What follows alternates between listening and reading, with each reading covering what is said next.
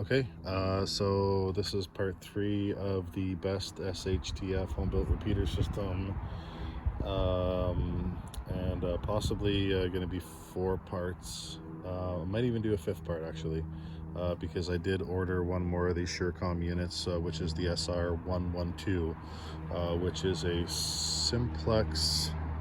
I believe it's a Simplex repeater recorder, so we don't get the RX and the TX transmitting and receiving at the exact same time. And I've seen a couple of videos also on YouTube, one gentleman specifically where he had one radio set up to an amplifier and one of the Surecom SR-112 units, and it seemed to work very, very well. So I'm actually excited about that one to come in, and I'm going to review that one.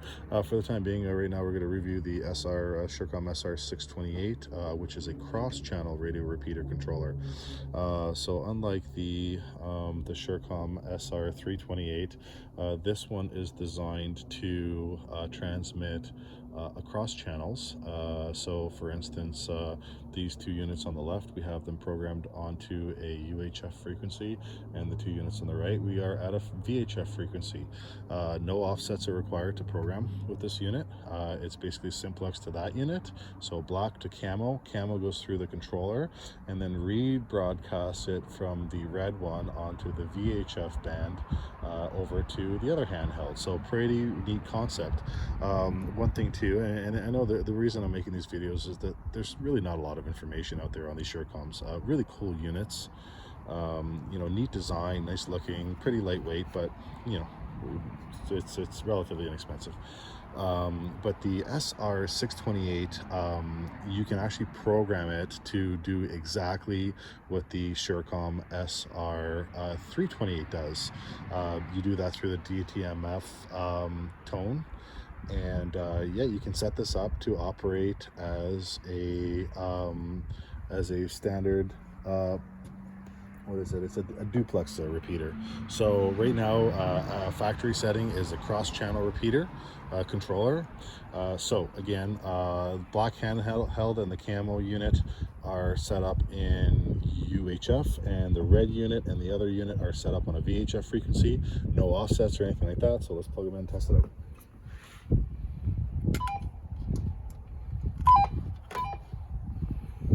All right, so I already transmitted my call sign on both frequencies, so yeah, just keep those comments to yourselves because I don't hear it. So testing 1 2 3. So that's going from a UHF to VHF, and that works. And from VHF back to UHF. Testing 1 2 3. Let's turn that up a bit. Testing 1 2 3. Again, the Roger beep is enabled on all the units. That's a feature that I like to know when somebody's done keying the button. So we are getting that double key tone, the double Roger beep on the unit. So the unit works, and just like its predecessor, the SR-328, the range is diminished, extremely diminished.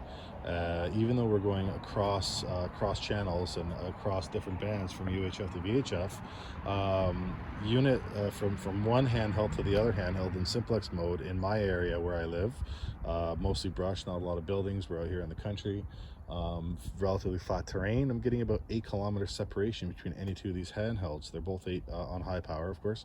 They're both and whether it's in UHF or VHF, they're both getting approximately 8 kilometers range out of them max. With the Surecom controller, again, unfortunate, I'm only getting about 1 kilometer separation from and now when I say kilometer, it's from the repeater setup to one handheld, so one direction. So maximum split would be about 2 kilometers max. So neat concept, but it just doesn't work. Like it just doesn't work. So I mean, if Surecom had an inexpensive pre-programmed duplexer, Would I pair it with this and test it out? Yeah, I probably would. And at that point, with a proper duplexer, is it worth setting something like this up into, you know, a little SHTF bug out bag, something that you can toss up into a tree with one antenna instead of fumbling around with two antennas? You know, would it work? Yeah, you know, I know some people will say, hey, maybe, you know, why don't you just get better radios? But like, you know, both things they're not the best, but they're good value for the dollar. I mean, the dollars, they're relatively very inexpensive units. So is a better radio going to work better? Maybe. But the fact is, you know, even with the cheap Bofang radio, I'm getting eight kilometer separation between them, and that is good for me. So unfortunately, yeah, the Surecoms, they're both going to go back. I am going to review one more, which is like I said, the SR-112, I believe it is, which is a Simplex model that records the transmission and then rebroadcasts it.